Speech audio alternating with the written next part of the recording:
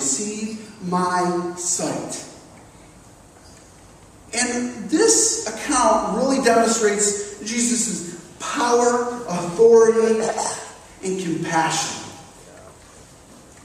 And out of it, we can get three groups of people looking at this man. First, there's Jesus.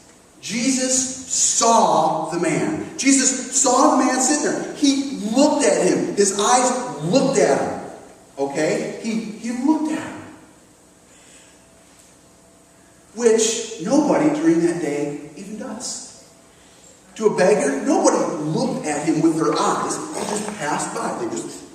But Jesus looked at him. The second were the disciples. Now the disciples saw him, but they didn't say, they used it as an illustration to learn more about God. That was the purpose. It's like, well, see this guy? Who sinned, him or his parents? Because in that day, if you were born with a physical disability, it was kind of blamed on your parents. Your parents sinned. And so they saw a theological lesson. So they looked at it and saw a Sunday school lesson. Jesus actually looked at it. Then you have the neighbors. The neighbors, they never saw the man either. They passed by him. They didn't really take notice of him. But think about that for a second. We live in a very transient society where we move. We move from city to city. If a job opens up in another city, guess what? We're going to move there. We live just in a very transient society, don't we? In that day, it wasn't transient. People didn't move around like that. And this man sitting here could have been in the same place 15, 20 years or more. So really, the neighbors really didn't notice him. They didn't really bother looking at him. So when he was healed, there was a debate. Is this the guy? That's not the guy. Is that the guy? Wasn't he just here? Oh no, it couldn't have been. It couldn't have been. And then, did you catch the blind guy says, I'm the man. I'm the man. It doesn't say this, but this is, oh, you're the man? Bad joke. So there's a debate. They didn't even bother looking at him. So if we are to forge strong families, if you're taking notes, write this down. If we are to forge strong families, pay the price to pay attention to each other. Pay the price to pay attention to each other. How often do we get home from work and we turn on the TV? Our favorite show around our house is Mickey Mouse Clubhouse. Or Phineas and Ferb. We don't watch that much adult TV. But how often do we sit around and watch TV? How often are we in our separate rooms? We have our personal laptops. We each have our own laptop. We're on the computers. Hey, and as I'm saying this, I just want a disclaimer. I'm guilty of this too. Because I can sit in front of the computer and be full of everything around me. So God's teaching me through this too.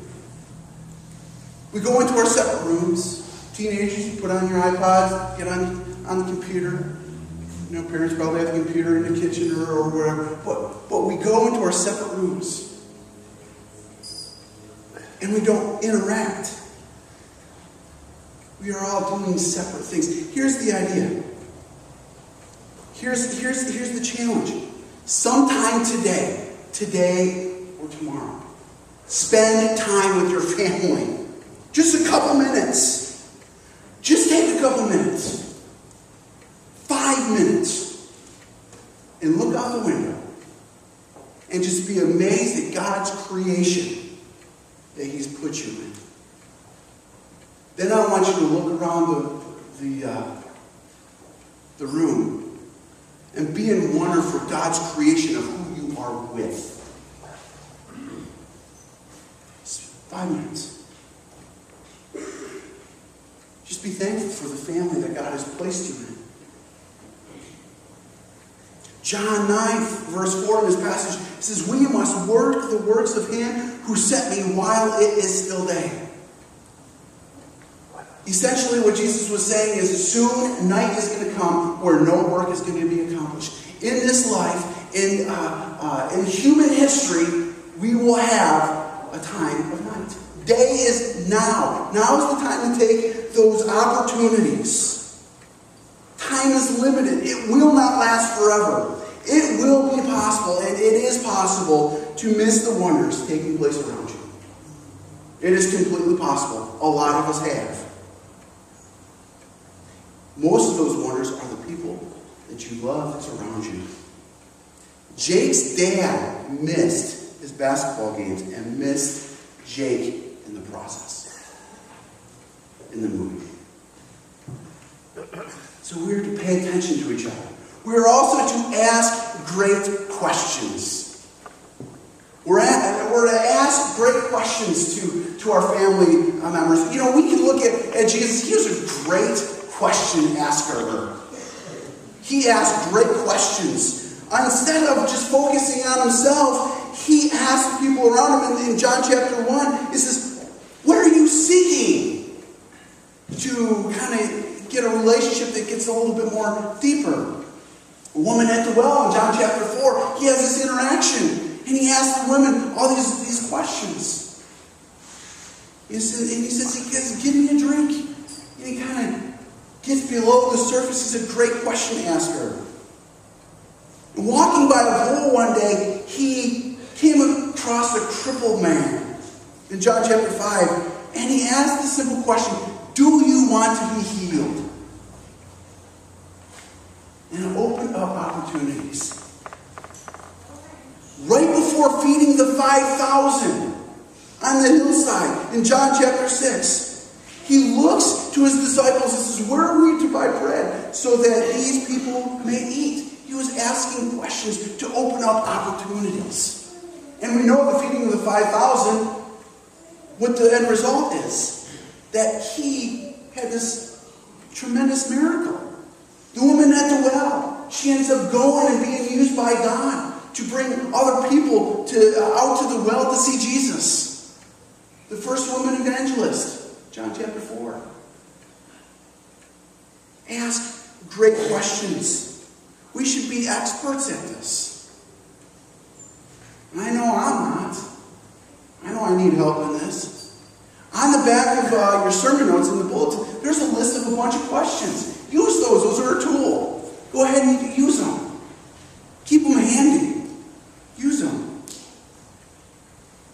But Jesus asked these questions to get through, to get to a deeper level of communication. And there are levels of communication in your notes. Write this down. There are, the first level is facts. It's kind of like, the sun is shining outside today.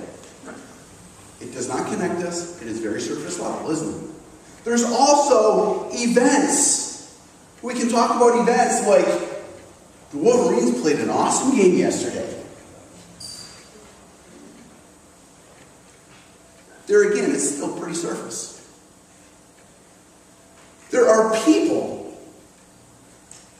And that's things like, Susie had a facelift. Now that will have more conversations about that. But it starts getting below the surface. It's, things like, hey, Joe just got a new job. Hey, this happened. And it talks, you talk about people. The next level is ideas. And this is where it starts getting below the surface. This is where it starts getting pretty deep. These are things like, I believe that Jesus Christ is the Son of God and the Savior. That reveals who I am. And when ideas are exchanged, it can be heated. It can. Because we have differing ideas. It can be a little bit heated. So you start to get below the surface. Then there's the feelings. That's the deepest level that we can get to. It's the feelings. It's like, I'm hurt today, or I'm tired, I'm happy, bored, jealous.